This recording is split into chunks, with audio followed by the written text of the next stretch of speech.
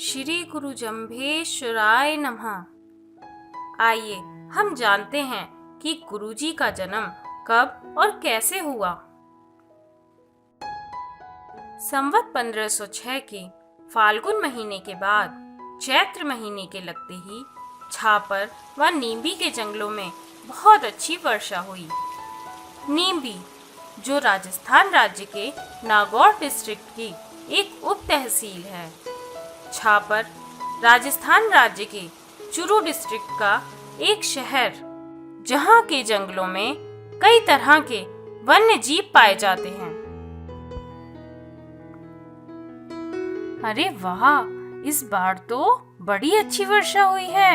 लगता है इस बार छापर से इंद्रदेव बहुत प्रसन्न हैं।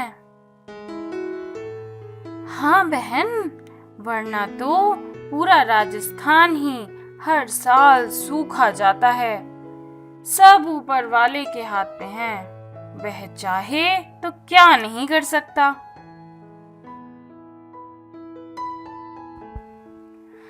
अरे वाह, अच्छी वर्षा के कारण इस बार तो खेतों में भी पर्याप्त घास हो गई है।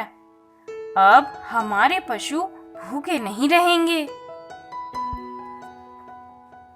ग्राम पीपसर के ठाकुर लोहट जी पवार को जब पता चला कि इस बार छापर और नींबी के जंगलों में अच्छी वर्षा हुई है, जिस कारण वहाँ काफी हरियाली हो गई है, तो वह भी कुछ गांव वालों के साथ अपनी गायों को लेकर द्रोणपुर पहुंच गए।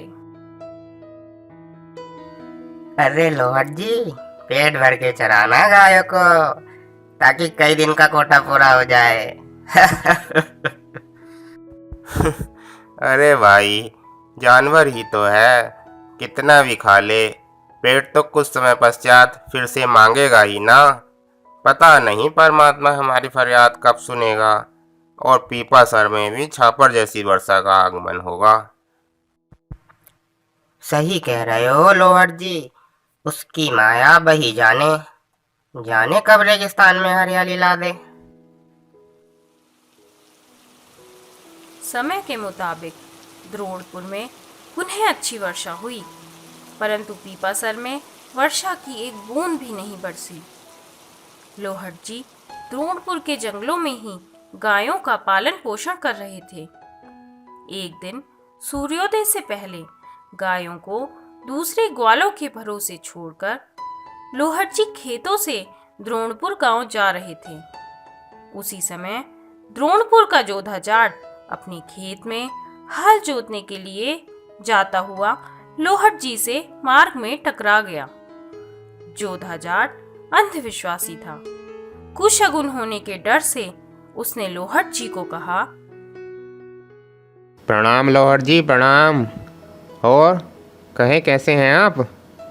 माफ़ करना लोहट जी, एक तो आप ग्रामपति ठाकुर तथा दूसरी बात आप निसंतान हैं। यदि आज मैं खेत में जाकर बाजरा अन्न आदि बोऊंगा तो मेरी फसल फलेगी नहीं, बल्कि मेरा परिश्रम निरर्थ हो जाएगा। अतः मैं घर वापस जाना ही उचित समझूंगा।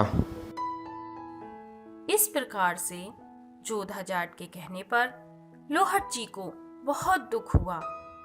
वह दुखी हृदय से परमात्मा से प्रार्थना कर मन ही मन कहने लगे, हे परमात्मा, आप ही मेरे सम्मान के रक्षक हो। मुझे इस संसार के किसी भी व्यक्ति से मेरे दुख दूर होने की कोई आशा नहीं है। इतना कहकर वह वापस जंगल की ओर चले गए और एकाग्र मन से परमात्मा का चिंतन करने लगे। संवत 1507 के जेठ मास लगते ही लोहट जी ने भगवान को प्रसन्न करने के लिए तपस्या प्रारंभ कर दी। ओम विष्णुदेवाय नमः। ओम विष्णुदेवाय नमः। ओम विष्णुदेवाय नमः।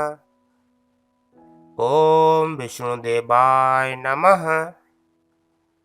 ओम विष्णुदेवाय नमः। ओम विष्णुदेवाय नमः। ओम विष्णुदेवाय नमः।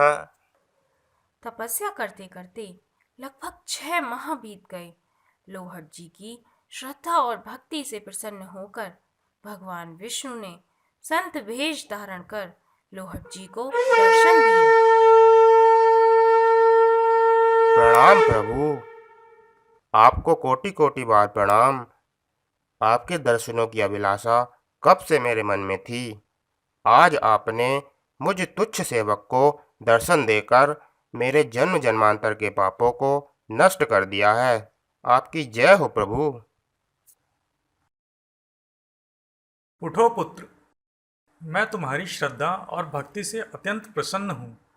अतः तुम्हें आशीर्वाद देता हूँ कि तुम्हारे घर अत्यंत तेजस्वी तथा प्रतापशाली पुत्र का जन्म होगा, जो बड़ा होकर तुम्हारे परिवार का नाम रोशन करेगा, जिसके ज्ञान की कीर्ति पूरे विश्व में फैलेगी।